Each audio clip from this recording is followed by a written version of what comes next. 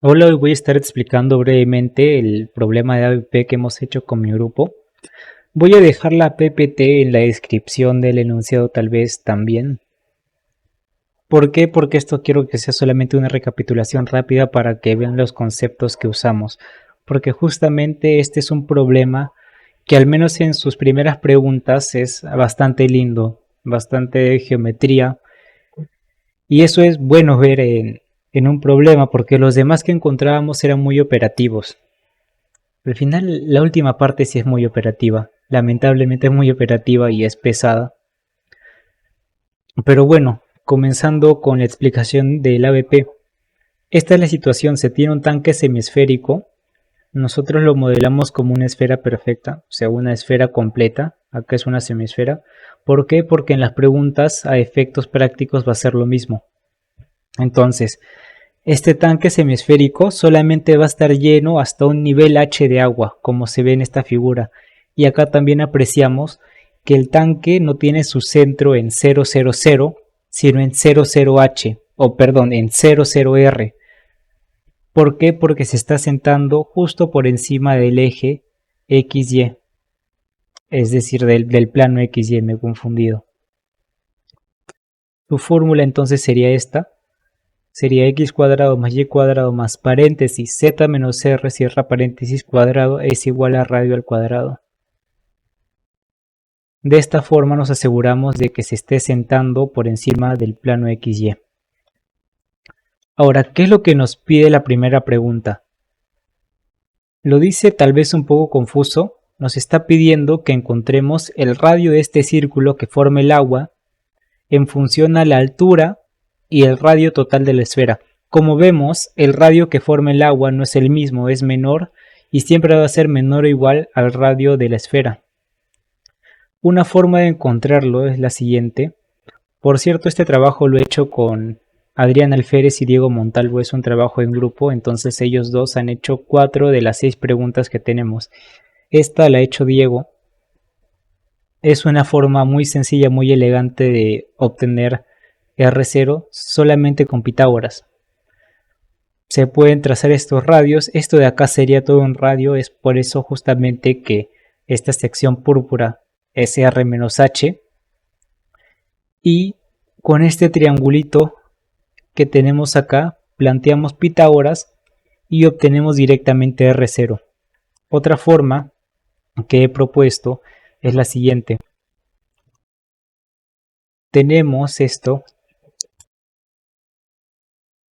un Z igual a H. Este es el nivel hasta el que llega el agua.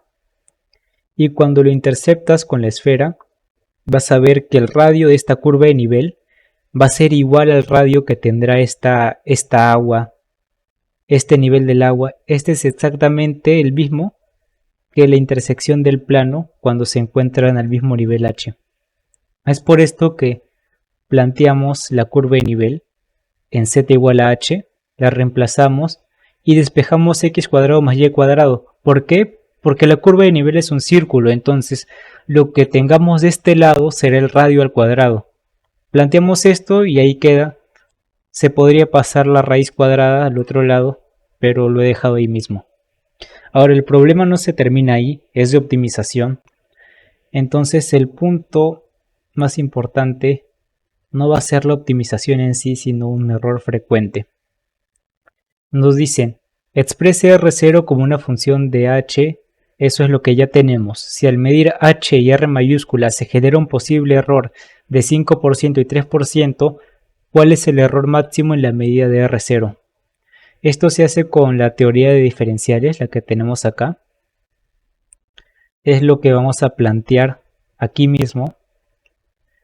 Pero el problema que vemos acá es este, al reemplazar el dr. Por cierto, acá nos olvidamos de poner dr y acá de poner dh. Pero las derivadas parciales están bien, está todo correcto acá. dr es 0.03r. El error que muchos cometerían sería poner 0.03 a secas, sin la r. ¿Por qué? Porque nos dicen que es un error de 3%.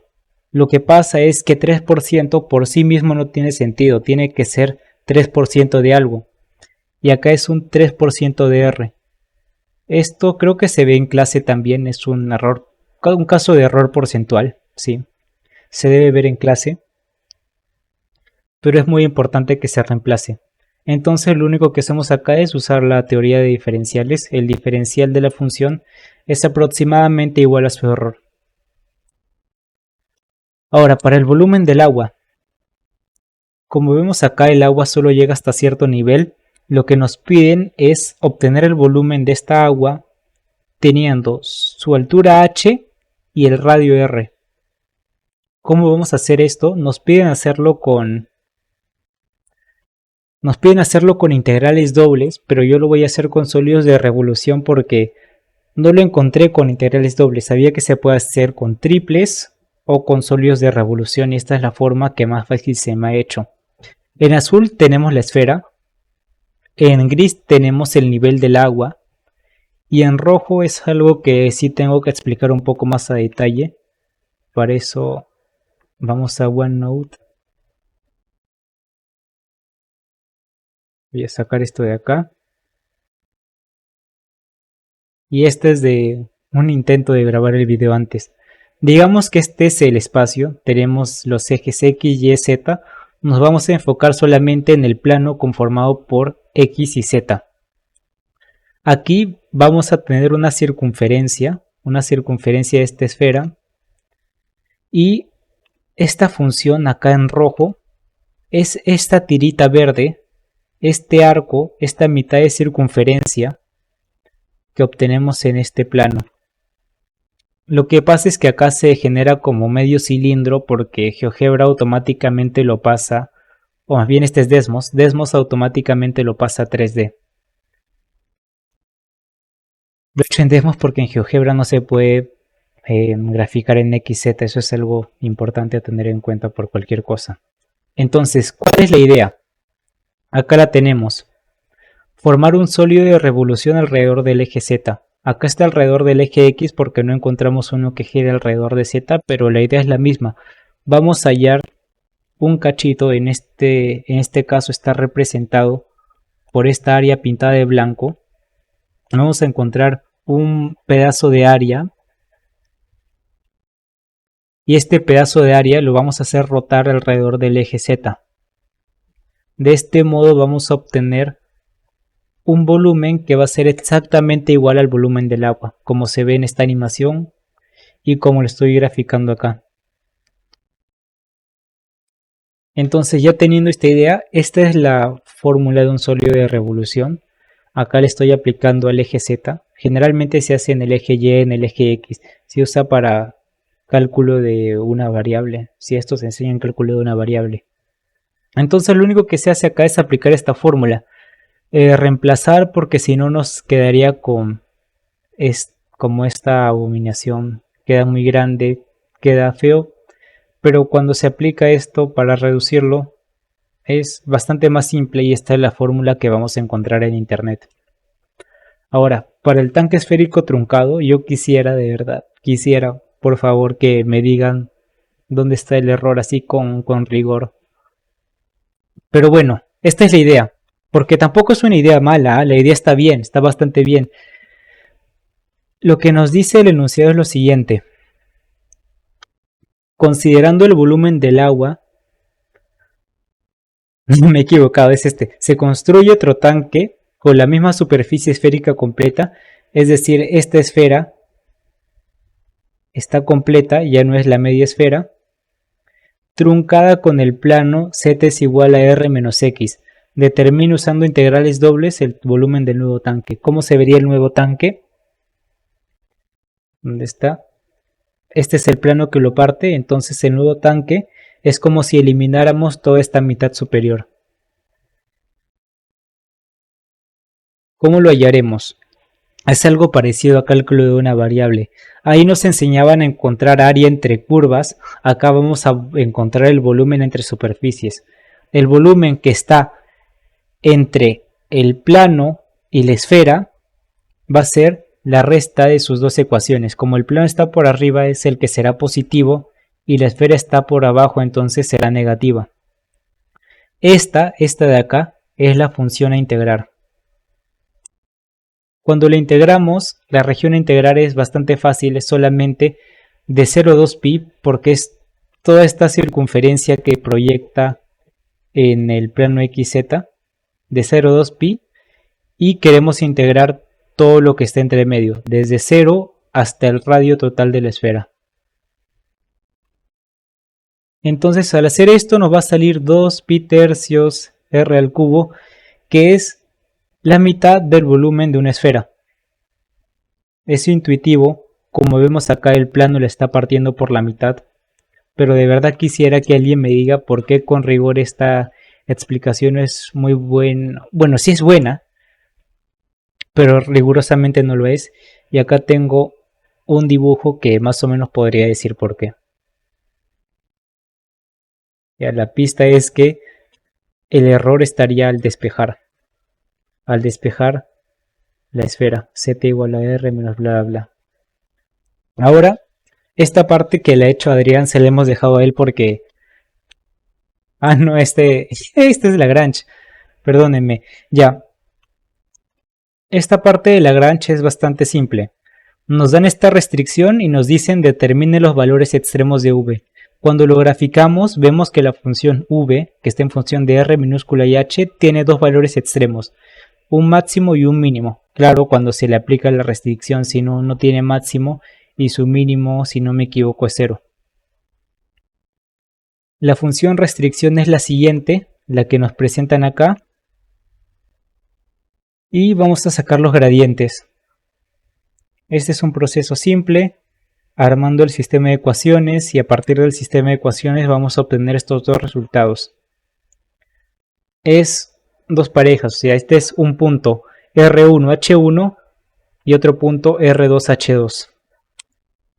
Ahora, ¿cómo confirmamos que estos puntos de verdad son este punto de acá y este punto de acá? Los he graficado en GeoGebra. ¿Qué significa en este caso el rojo y el verde? El rojo es R, es la recta en la que se debería encontrar esto, y H, el verde, es la recta en la que se debería encontrar esto. Entonces vemos que todo se encuentra en un solo punto, y cuando lo desactivo confirmamos que este es el punto mínimo. No importa cuál sea el valor del radio, la restricción va a ser que siempre ese sea el punto mínimo. Claro, porque esto está en función del radio, entonces cuando el radio cambia, este punto también cambia. Ahora, lo que decía antes, la parte que hizo Adriani, que es una monstruosidad de la ecuación del calor. Esto es una monstruosidad operativamente, pero a la hora, conceptualmente no lo es, porque es sacar las derivadas parciales de varias cosas, las segundas derivadas parciales de varias cosas. No lo voy a explicar muy a detalle, seguramente dejaré la PPT en la descripción si lo quieren revisar, pero la única conclusión que se llega es que alfa tiene que ser igual a 1 porque a la hora de sumar todo, el lado izquierdo nos queda igual al lado derecho, solo que el lado derecho está multiplicado por alfa. En verdad esta sí es una parte operativa tediosa, algo difícil tal vez. No lo he revisado, la verdad, no lo he revisado. Ahora, dirección y superficie de nivel. El enunciado es parecido y la idea también lo es. Se tiene que hallar un gradiente. Otra vez la dificultad va a estar en las operaciones, así que no lo voy a explicar muy a detalle. Lo que se tiene que hallar es el gradiente, entonces se hallan las derivadas parciales. Luego se dice que reemplazamos t igual a 5, lo hacemos y se obtienen estos resultados. Esta sería la gradiente. Luego vamos a hallar el módulo para encontrar el vector unitario. El vector unitario es la gradiente entre su módulo y este sería el vector unitario o la dirección de la gradiente, que es lo mismo, y así es como lo estaríamos representando en un gráfico. Y eso es todo. Muchas gracias.